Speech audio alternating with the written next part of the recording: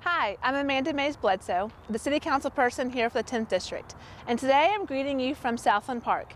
This is a beautiful community park and one that most people around this area treasure a whole lot, and I'm really excited about some new updates coming to the area. Now typically, one of my greatest joys is being with you in person. It's having meetings over coffee, in restaurants, if we're out here at parks talking about important things, and bringing us together and really impacting discussions and debates on how we can improve this area. Unfortunately, in today's environment, that's just not possible. So today, we're bringing to you some experts talking about some improvements coming to the park in hopes that we'll have more continuous conversation moving forward. So in the last week, we've had quite a bit of rain. And while it's been lovely for the area, it's brought a lot of water. In fact, water in our backyards, water in the basements, water on streets. And that brings me to why we're here today. So with me is Director Charlie Martin, who's Director of Water Quality. And Charlie, we're here at Southland Park to talk about water quality improvements to this area. So tell me why we're here.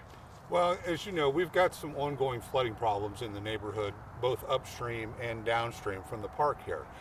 In particular, we have the stormwater priority projects list that's existed for almost 30 years now.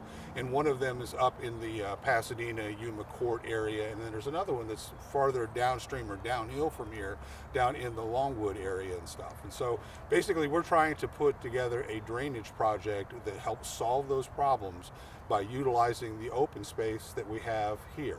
Because there's not a lot of open space in the neighborhood, as most people know. And as it turns out, behind us is a water quality project that we funded about 5 years ago. And I think there's a really great opportunity to be able to have a drainage project and a water quality project actually work together seamlessly to solve problems for the neighborhood. And one of the things we've talked about in those early public meetings over at Lexington Catholic, I believe, is one of the ones I remember distinctly, is people talking about, well, could we buy property, could we make this water quality project someplace else outside our own park? And really, that just didn't work out the way we had hoped this year. No, it hasn't. I mean, as I said before, there's not a lot of available property to speak of anyway, and it is a very precious commodity in this area. There's two creeks that actually drain through the park already, as most people who use the park know that. One of them is back behind us. And we have a saying in the division, water always wins. It goes where it wants to go. And this is where it's always wanted to go. So how can we improve this in such a way that allows it to go here and be stored and not damage private property without undermining the water quality things that we've already done here already? You're right. It's interesting, that partnership on the water quality. Friends of Wolf Run has done a lot of work and meaningful work down in this area. And actually, Clays Mill Elementary has used that creek for water quality projects and for school and learning and science projects. So this area really has a lot of value, not just on the park side of it, but on the environmental quality side of it as well. Right. We've got a lot of great partners out here, the school, the Friends of Wolf Run, Parks and Recreation. That's why we've got 30% plans posted to our website right now, and we're encouraging people to go look at those plans and provide us input. 30% plans means we still have a lot of work to go as far as a final design and construction. Construction is not imminent by any stretch of the imagination. We welcome and encourage people to participate in it because basically the outcome is something that we all own and have responsibility for. You're right, and the technicality of some of these pieces are pretty intense. And so if you want to see these plans in particular, the website's at the bottom of this show, and you can go there and you'll have the 30% plans, like you said. So this is just a first glance at that, and we're welcoming public input. So take a look, see what you think, and you can view them there, and you can submit your questions and comments to Mark Sanders, who's actually taking the technical side of the watershed drainage piece of that. And here's the exciting part.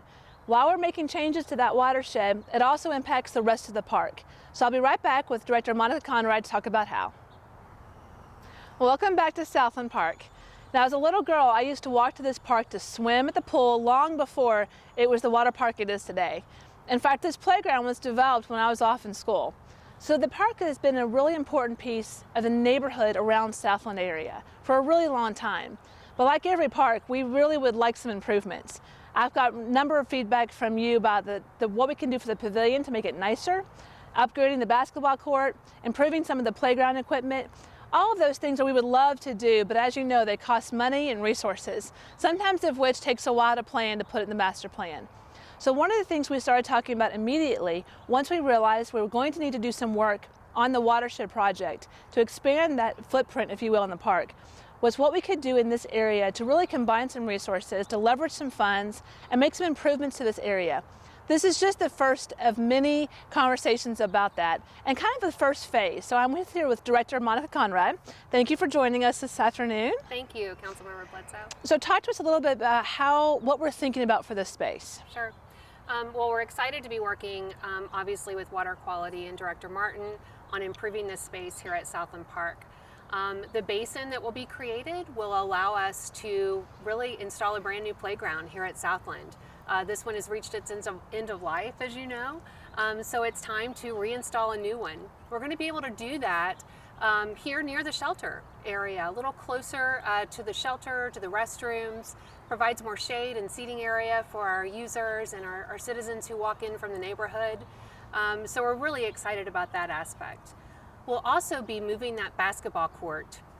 So the playground will pretty much go in the space that the basketball court is now. The basketball court, we're going to relocate near the aquatic center. It's going to be a better access, provide better lines of sight, and give us a great new amenity here at Southland Park. Well, thanks. It's really exciting, and then people love this park. We got new tennis courts not too long ago that actually people were on just a few minutes ago. A lot of schools in this area walk here to play on this park in this area. The softball area and baseball field here is highly used, as well as the pool. So really, the real big exciting part, I think, is the basketball court, because people love to play basketball, especially in Kentucky, especially right now being outside. So that's really going to be nice for this area, especially upgrading the park. The trees here provide some great shade, I think, for some of the playground, unlike down here, which just kind of gets hot in the summertime. It does. It does. You know, and this basin area is going to have a walking path that will still allow access to that baseball field, which we're really excited about. It's also great passive recreation in this space. So while we'll have construction going on in our park and these wonderful water quality improvements, in the end, we're going to end up with much better opportunities for our users. I think you're right. People love to walk, and having that walking trail around here, I think, will be really nice. Absolutely. As an amenity. So we're really excited about what's coming to Southland area. And I know this is a lot to digest. And again, we're just kind of in the first phase of this. So we want to provide some opportunity for feedback as well. So if you're interested in the park portion of the redesign of this space, you can email the person at the bottom of this at southlandpark@lexingtonky.gov. And they're going to be responsible for kind of the park project on this. Like I said, we're actually having 3 major projects coming to this area pretty soon. Clays Mill reconstruction, the construction on the park, and the construction on the watershed water quality improvements. It's a lot happening, but I promise you at the end it's going to be worth it. So next Thursday night, we want to provide an opportunity for those of you who'd like to join us. We're not going to do a meeting or a presentation, it's just a drop-in. I'll be here with some members of both departments from 6 to 7:15, hopefully before it gets too dark. And you can come by and ask direct questions, provide some face-to-face feedback, look at the space, look at some drawings. We'll have the materials here and we'll take your feedback.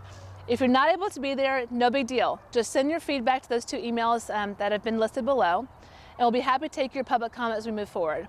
We're going to keep all this information on the Facebook page, on the 10th District page as well as our newsletter. So if you want to make sure you're on that newsletter, please email us at cbaker@lexingtonky.gov. We want to make sure that you're getting up-to-date information as we move forward. This is going to be a couple years in the making. It's going to be a long haul. So we need you to be patient. We hope you'll be informed. We hope you'll be supportive, and we'll hope you'll give us our feedback. Until then, I'll see you soon.